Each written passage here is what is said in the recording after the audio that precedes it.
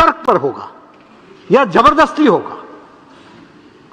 हमें इस बात को समझने की आवश्यकता है।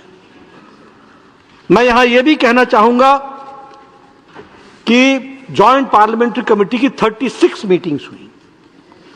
मैं जगदम्बिका पाल जी से बातचीत कर रहा था तो more than 200 hours have been spent on the joint parliamentary committee activities directly and indirectly. अब ये 200 hours what processes were adopted?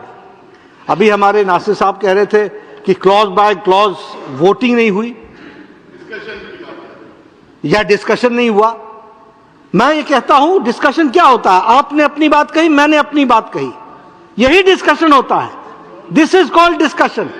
It is not necessary that I agree to everything which you से।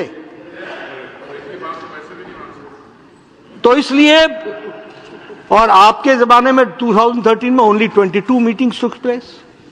हमारे रिजू साहब ने बताया कि जम्मू कश्मीर, इन्होंने तो बताया लद्दाख, लेह, जम्मू कश्मीर, वो उस समय तो जम्मू कश्मीर ही था, एक ही था, श्रीनगर जम्मू ले, वहां आप गए। और हमारे जगदम्बिका पाल जी सारी कमेटी को लेकर के 10 स्थानों पर गए, 10 राज्यों में गए। और अगर मैं स्टेक होल्डर्स की बात करूं तो 284 स्टेक होल्डर्स के साथ पार्टिसिपेशन हुआ डिबेट में। और आपके जमाने में, यूपीए के जमाने में 18 स्टेक होल्डर्स के साथ बात हुई थी।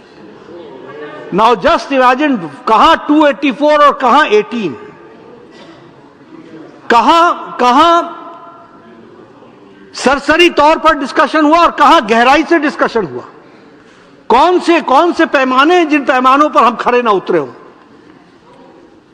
हम यह भी बताना चाहते हैं कि 25 स्टेट्स के वर्क बोर्ड के साथ बातचीत हुई, 15 स्टेट गवर्नमेंट्स के साथ बातचीत हुई, 5 माइनॉरिटी कमीशंस के साथ बातचीत हुई, और सैकड़ों एमएलए, एमपीज और मिनिस्टर्स के साथ बातचीत हुई। अब इससे ज्यादा एग्जॉस्टिव डिस्कशन क्या हो सकता था? और यूपीए के जमाने